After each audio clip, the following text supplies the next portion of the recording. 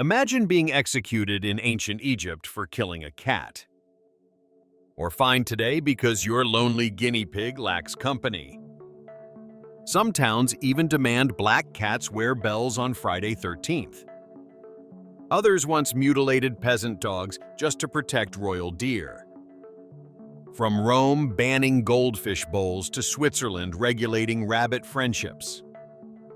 These real pet laws range from strangely sweet to downright brutal. So how did we get from sacred cats to leashed guinea pigs? Stay with me as we tour 39 of them. By the end, your own local pet rules might feel completely normal. Ancient Egypt's cat protection law punished killers with death. In ancient Egypt, killing a house cat meant death. Not a fine, not a warning, but execution. Cats were sacred to Bastet and tightly tied to religion. Greek writers described angry crowds lynching anyone who harmed cats. Even accidental deaths like carriage wheels could spark riots. Officials usually backed the mob because offending Bastet risked disaster. Egyptian households mummified beloved cats and shaved eyebrows in mourning. Foreign invaders reportedly exploited this, carrying cats on shields. Egyptian soldiers supposedly hesitated to fight, terrified of divine punishment. William the Conqueror ordered peasant dogs literally maimed for hunting. William the Conqueror protected royal deer by mutilating peasant dogs.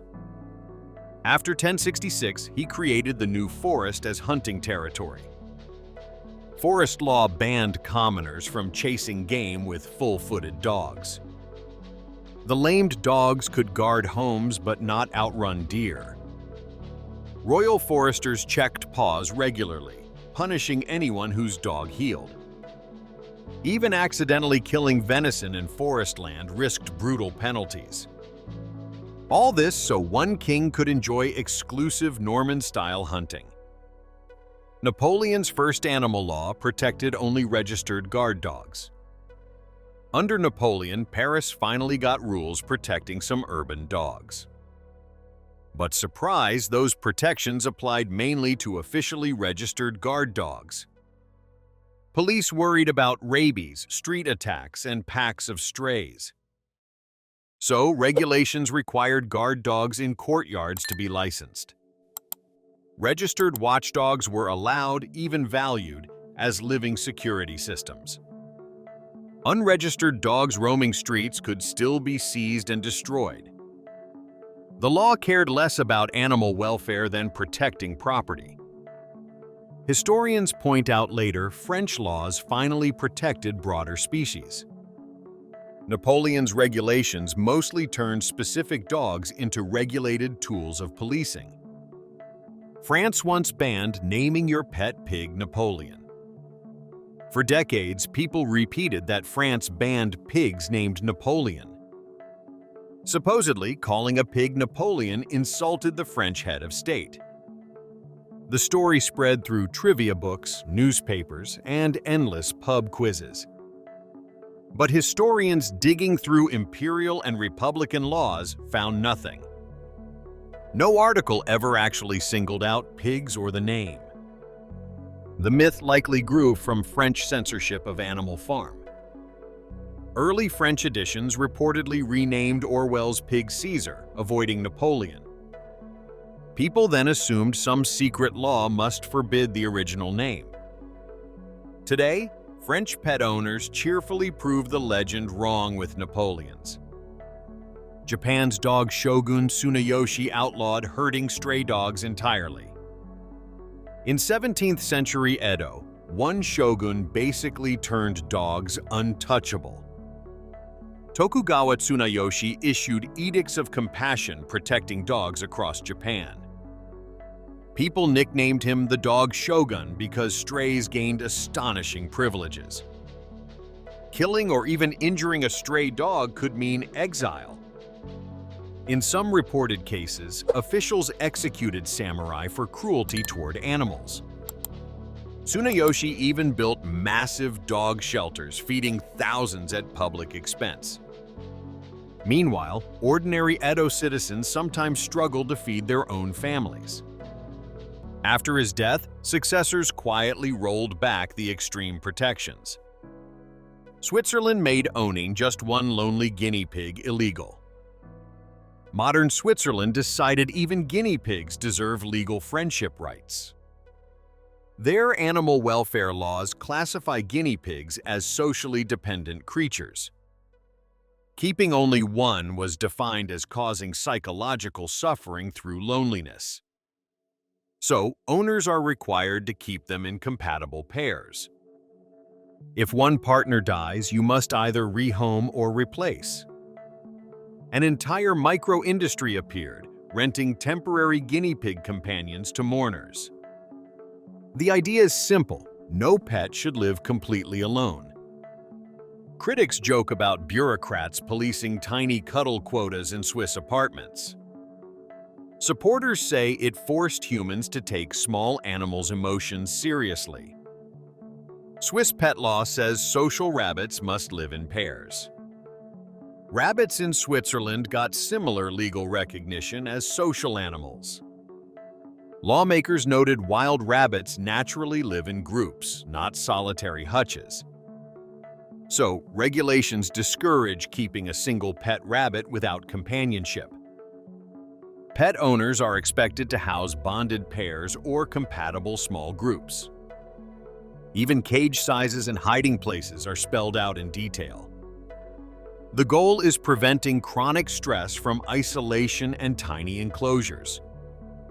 Some Swiss joked their rodents enjoyed better housing codes than renters. Others pointed out the country also tightened rules on farm animals. Together, the measures turned Switzerland into a global animal welfare reference point. Turin finds owners who skip 3 daily walks with dogs. In Turin, Italy, the city wrote dog walks into law. Regulations say owners must walk their dogs at least 3 times daily. The rule came alongside bans on harsh training and endless chaining. Animal welfare officers patrol parks, reportedly able to issue hefty fines. Critics wondered how anyone could prove exact numbers of walks. Supporters argued the law mainly targeted extreme neglect, not busy families. Turin also banned keeping dogs permanently on balconies or in basements. The message was clear: a dog isn't just animated furniture. For better or worse, City Hall officially scheduled Fido's bathroom breaks. Rome outlawed round goldfish bowls as cruel to fish. Rome decided those classic round goldfish bowls belong in the past. Animal rights ordinances argued curved glass distorts vision and magnifies stress. The tiny bowls also hold little water and almost no oxygen. So, city rules pushed owners toward larger, filtered rectangular aquariums instead. The same ordinance tackled puppy mills, pet shops, and outdoor chaining. Traditionalists sighed that charming tabletop bowls suddenly became contraband home decor. Activists countered that fish quietly suffocating wasn't exactly charming nostalgia.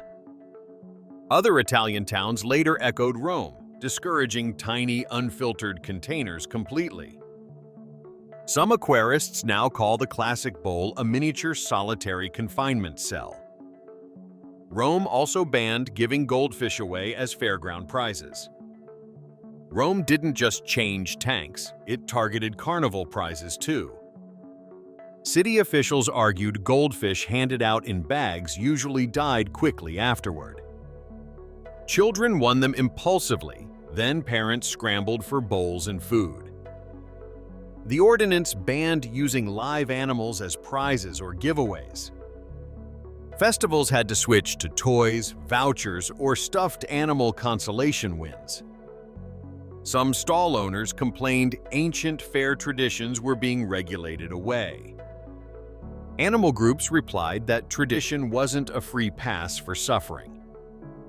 The rule eventually inspired similar bans in other European towns. In Rome's view, living things shouldn't be consolation prizes for ring toss games. Sweden says dogs cannot be left alone over 6 hours. Swedish animal welfare rules read like a schedule for your dog. Guidelines say adult dogs shouldn't be left alone beyond 6 hours. Puppies require even more frequent company, bathroom breaks, and supervision. Inspectors can visit homes or kennels if neighbors report chronic isolation. The idea is preventing dogs becoming anxious, destructive, or psychologically damaged. Sweden backs this with relatively strong enforcement compared with many countries. Some Swedes joke you can't even leave to watch a movie. In practice, authorities usually target extreme neglect cases, not occasional late trains. Still, few countries literally put a maximum timer on canine alone time. Swedish law demands indoor dogs see sunlight through a window.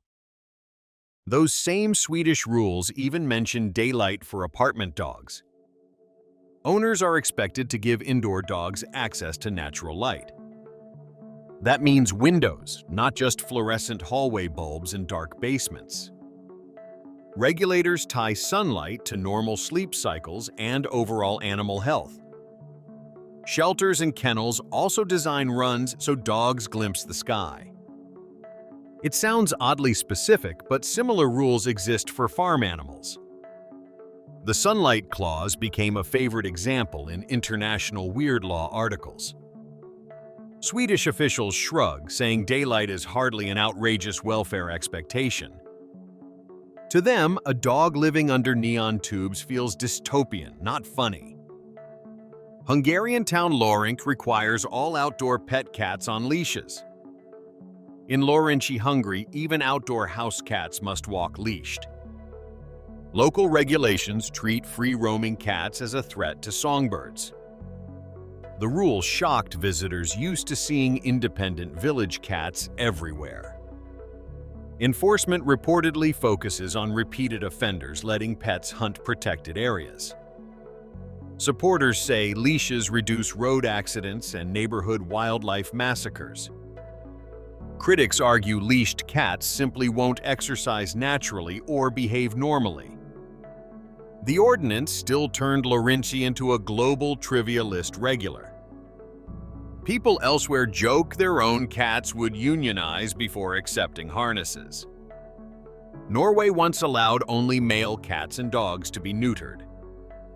Norway's animal welfare rules once took a strange stance on neutering.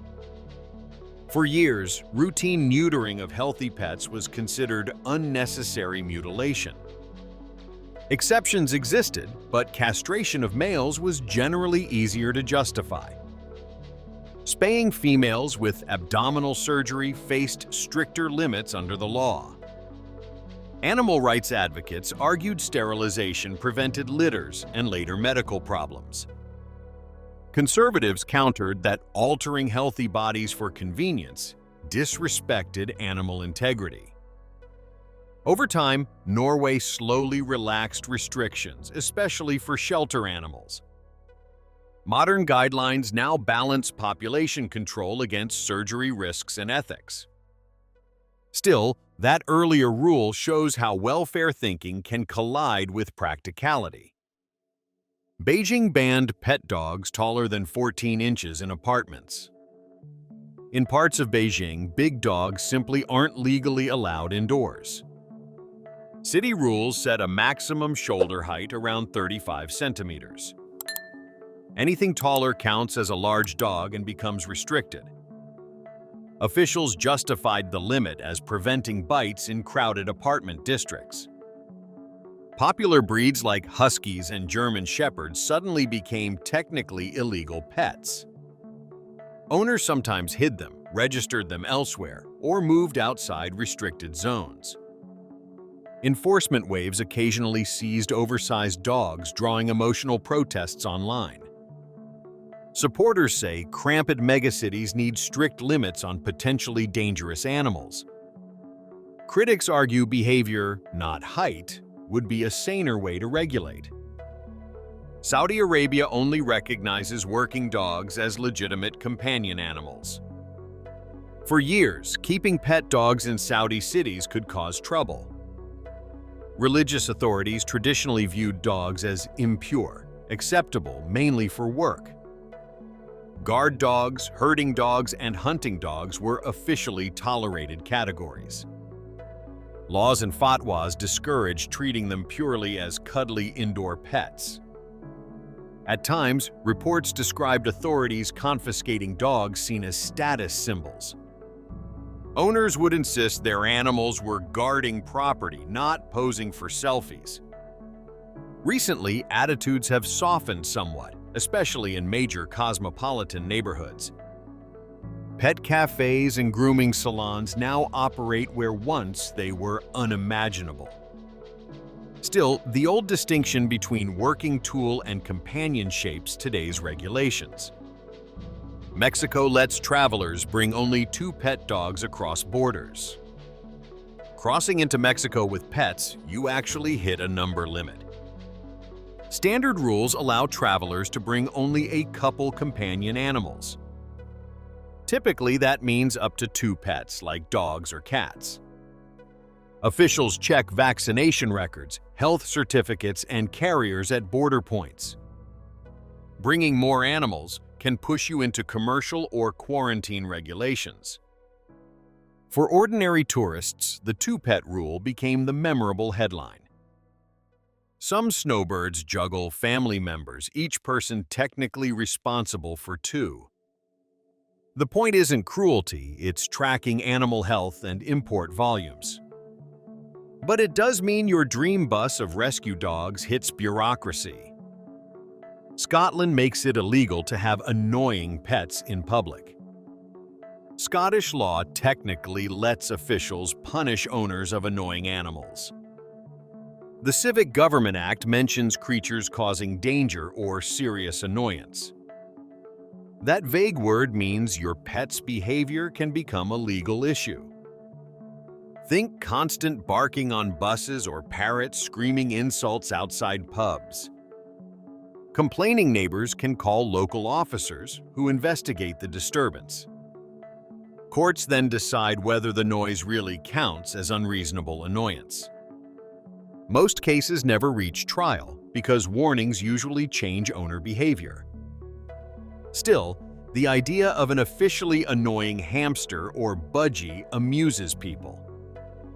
Scotland basically wrote, in legalese, "Don't be that obnoxious pet neighbor."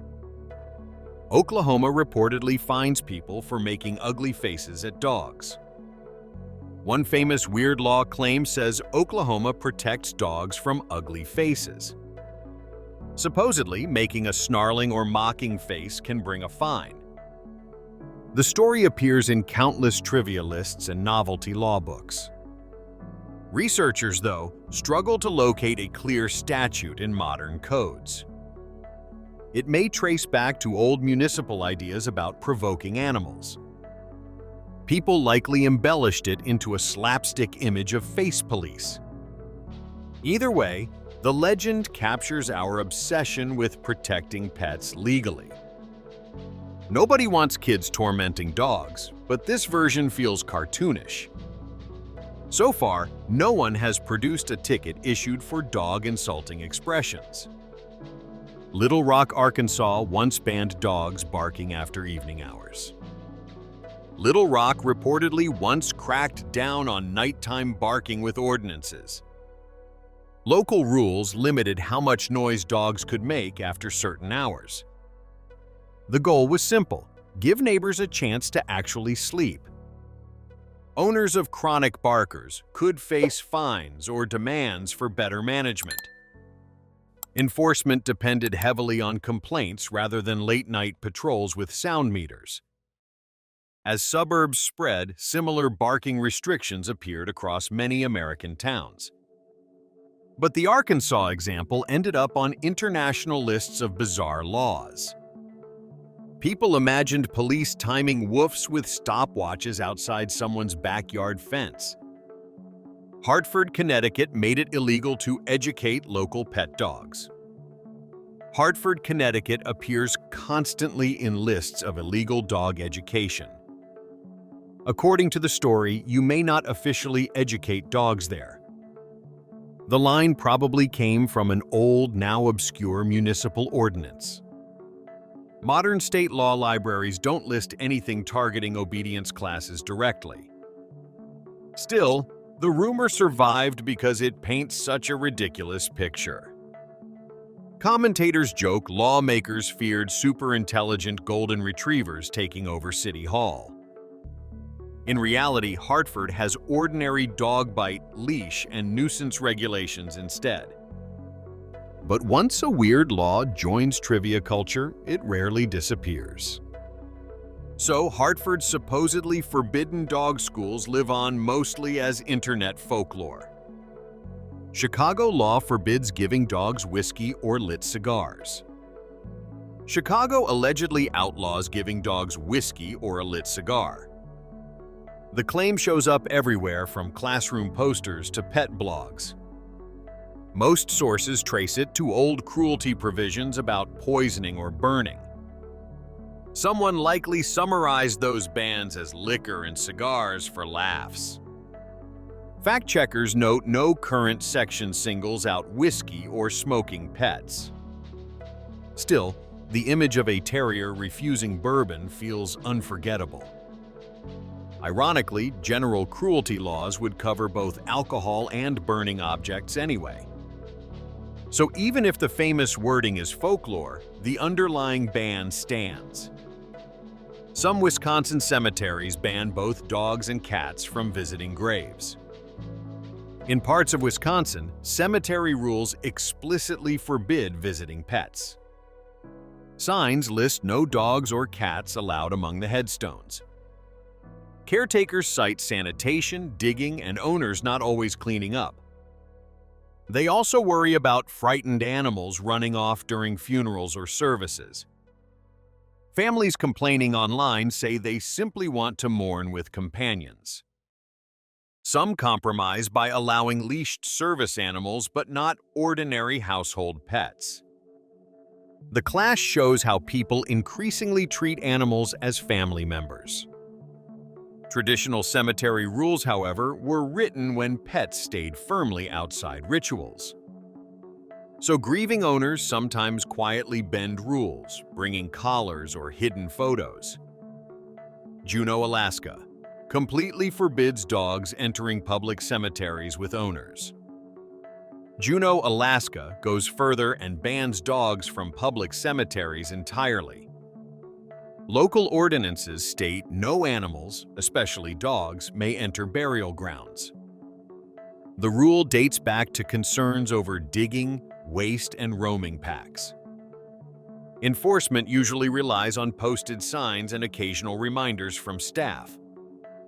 Residents who want animal company often visit other green spaces instead. Service animals again create exceptions, handled case by case with officials. The ordinance gained internet fame when tourists noticed strict warning boards. Comment threads filled with jokes about ghost dogs and overzealous bylaw writers. Behind the humor is a basic attempt to keep graveyards solemn. Minnesota law says cats cannot sleep inside working bakeries overnight. Duluth, Minnesota, reportedly bars cats from curling up in bakeries overnight. Old health codes worried about fur, dander, and pests near food. So, regulations demanded bakeries stay strictly pet-free during business and storage hours. The specific Duluth rule became internet famous as the anti-napping cat law. Locals joked nobody would complain about a sleepy Mauser near croissants. But inspectors prefer traps and sealed containers over whiskered pest control. As food safety standards tightened, similar bans appeared across North America. The Duluth example just stuck because the wording sounded especially cartoonish. In practice, modern commercial kitchens rarely risk animals wandering near dough. Daventry, England finds dog walkers lacking poop bags even before pooping. In Daventry, England, responsibility starts before your dog even squats. Local rules say walkers must carry bags at all times. Wardens can stop you and ask to see cleanup equipment. If you have nothing, you can be fined on the spot. The idea is preventing excuses like forgetting bags once mess appears. Many British councils copied similar powers into their public space orders. Dog owners online complained it felt like random searches for poop accessories. Supporters answered that a bag weighs nothing but keeps pavements far cleaner. Either way, Daventry turned the humble plastic bag into legal armor. California once banned whistling for lost pets before 7 in morning. Berkeley, California became famous for banning early morning lost pet whistles. The often cited version mentions canaries specifically wandering out of cages. In reality, local noise ordinances simply restrict loud disturbances before 7. Some columnists likely combined birds, miners, canaries, and whistling into one joke. The gag then hardened into a supposedly specific pet whistling law. Either way, neighbors probably appreciate fewer piercing calls at dawn. The story also shows how a tiny clause can become global trivia. Tourists now jokingly whisper for missing parakeets until the clock flips. Meanwhile, the actual law just asks people to keep mornings quiet. One Michigan town forced residents to choose cats or birds. In Reed City, Michigan, local code reportedly banned mixing cats and birds. Owners could keep cats or birds, but not both together. The idea aimed to spare caged birds from constant predator stress. Imagine a parakeet watching a house cat through bars every single day. Instead of redesigning cages, lawmakers simply outlawed the risky combination. Most people ignored the rule unless a neighbor specifically complained about conditions. Eventually, the ordinance faded into obscurity, surviving mainly in weird law lists. Today, many households cheerfully share both bird cages and cat trees. But the story still warns how literal lawmakers can get around pets. United Kingdom law forbids pets mating with royal household animals. British trivia fans love repeating one law about royal dogs' love lives. Older laws say you mustn't let your pet mate royal animals. The rule comes from concerns about breeding, disease, and status symbols. Royal kennels historically kept carefully selected bloodlines for hunting and ceremony. Allowing random neighborhood dogs to mate them risked fights and uncontrolled litters. The law sounds absurd now, but mostly survives as a symbolic offense. Nobody expects palace guards to chase love-struck corgis around Hyde Park. Instead, it illustrates how far monarchy once stretched into everyday animal ownership. Japanese city reportedly bans ordinary cats roaming streets after 8 p.m. One Japanese city reportedly decided roaming house cats needed an evening curfew. Stories say ordinary pet cats can't wander streets after 8. The goal, again, is protecting wildlife and preventing nighttime nuisance fights. Some municipalities instead require bells, microchips, or indoor-only rules for felines. Japan already regulates pet shops and breeding tightly compared with many countries. Adding time-based outdoor bans fits that broader pattern of detailed local control. Cat owners argue many animals become stressed if never allowed outside. Bird lovers answer with statistics on predation by free-ranging domestic cats. Where exactly that 8 o'clock cutoff truly applies still sparks online debate. Alaska makes it illegal to tie dogs onto car roofs. Alaska explicitly bans transporting dogs tied to a vehicle's roof. The law came after concerns about animals freezing on long winter drives. It also targets dogs bouncing dangerously on truck beds without protection. Drivers must secure animals inside the cab or in safe carriers. The statute gained wider attention after political scandals about rooftop traveling dogs. Alaskan officials could honestly say their state already outlawed that scenario. Residents use the rule as proof Northerners take winter survival seriously.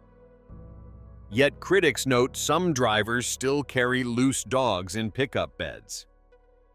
So the bigger conversation continues about what counts as safe, humane transport. Spain's new pet law forbids leaving animals tied in public. Spain's recent animal welfare law rewrote the rules for everyday pet care. Among many clauses, it bans leaving animals tied alone in public. Think dogs outside supermarkets or cafes, waiting endlessly beside bike racks. Lawmakers argued theft, heat stroke, and aggression made that practice too risky. The statute also tightens rules on abandonment, breeding, and online pet sales. Some Spaniards welcomed finally seeing everyday cruelty spelled out in legislation. Others complained rural habits, like briefly tethering farm dogs, were criminalized. Debates flared over penalties, but the anti-tether rule stayed largely intact. In dense cities, it transformed how people park pets outside shops. Australia legally requires owners to provide dog training and socialization. Several Australian states now write dog training into basic welfare duties. Codes say owners must provide opportunities for exercise, enrichment, and socialization. That moves training from optional hobby to legal minimum standard of care. Guidelines encourage positive methods instead of punishment-based techniques or harsh equipment. Inspectors can act if dogs show clear signs of serious neglect. Rescue groups pushed for these rules after seeing under-socialized backyard animals. Critics worry vague phrases like adequate stimulation could be interpreted inconsistently. Still, the shift shows law recognizing mental needs, not just food. In effect, Australian statutes now say boredom itself can become cruelty.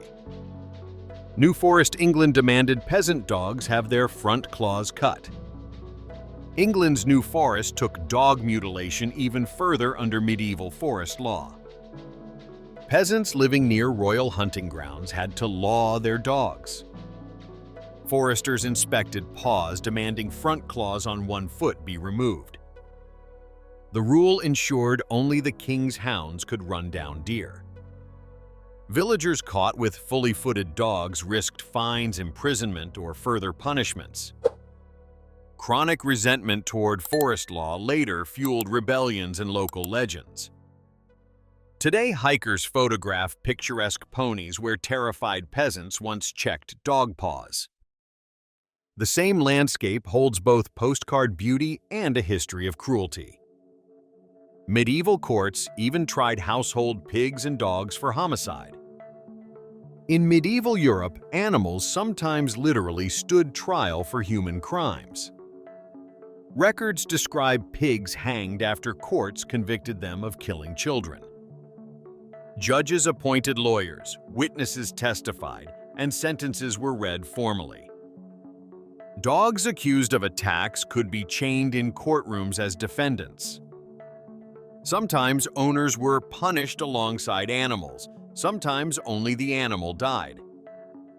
Communities saw trials as restoring order after shocking, confusing tragedies. Clergy debated whether creatures without souls could truly bear legal responsibility. Over time, European courts dropped animal prosecutions in favor of owner liability.